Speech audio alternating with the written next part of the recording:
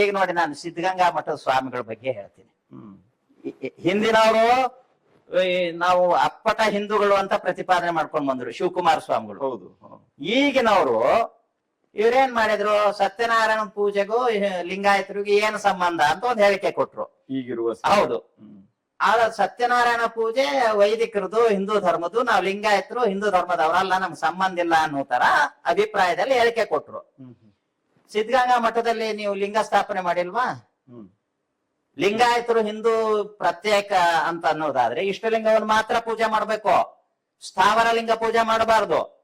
ನೀವು ಸ್ಥಾವರ ಲಿಂಗ ಪೂಜೆ ಮಾಡ್ತಿರಲ್ಲ ನಿಮ್ಮ ಮಠದಲ್ಲಿ, ಅನೇಕ ಕಡೆಗೆ ಬೆಟ್ಟದ ಮೇಲೆ ಎಷ್ಟು ಲಿಂಗಗಳನ್ನ ಸ್ಥಾಪನೆ ಮಾಡಿದಿರಿ. ನೀವು ಏನು ವಿರೋಧ ಮಾಡ್ತಿರಲ್ಲ, ಅನೇಕ ಜನ ಮಠಾಧಿಪತಿಗಳು ನಿಮ್ ಮಠಗಳಲ್ಲೂ ಕೂಡ ಇಷ್ಟ ಸ್ಥಾವರ ಲಿಂಗಗಳನ್ನ ಸ್ಥಾಪನೆ ಮಾಡಿದಿರಿ. ನೀವು ಯಾರ್ಯಾರು ಲಿಂಗಾಯತರ ಮನೆಗೆ ಹೋಗ್ತಿರಲ್ಲ, ಅಲ್ಲಿ ಅನೇಕ ದೇವರು ಇರ್ತಾರೆ.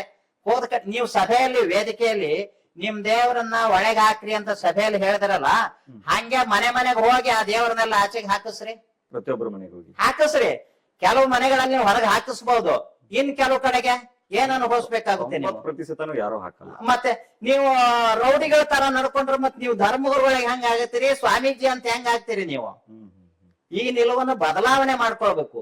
ಈ ನಿಲುವಿನಿಂದ ಏನಾಗ್ತದೆ, ಬಸವಣ್ಣ ಇವನಾರವ ಅಂತೇಳಿ ವ್ಯಾಪಕ ಆಗಿದ್ನಲ್ಲ, ಅವನು ನೀವು ಸಂಕೋಚತೆಗೆ ಇಳಿಸ್ತಾ ಇದ್ದೀರಿ. ನಿಮ್ಮ ನಿಲುವಿನಿಂದಾಗಿ ಬಸವಣ್ಣನ ಬಗ್ಗೆ ಜನರಿಗೆ ಒಂದ್ ಸ್ವಲ್ಪ ಏನೋ ಸಂಕೋಚ ಸ್ವಭಾವ, ಏನಪ್ಪಾ ಬಸವಣ್ಣ ಹಿಂಗ್ ಹೇಳಿದ್ನ ಅನ್ನೋ ರೀತಿಯ ಏನು ತಾತ್ಸಾರ ಭಾವ ಮೂಡುತ್ತರ, ಜಿಗುಪ್ಸಾ ಮನೋಭಾವ ಮೂಡುತ್ತರ ನಡ್ಕೊಳ್ತಾ ಇದ್ದೀರಿ. ಹಿಂಗ್ ನಡ್ಕೊಳ್ಬಾರ್ದು, ನೀವು ಬದಲಾವಣೆ ಆಗ್ಬೇಕು.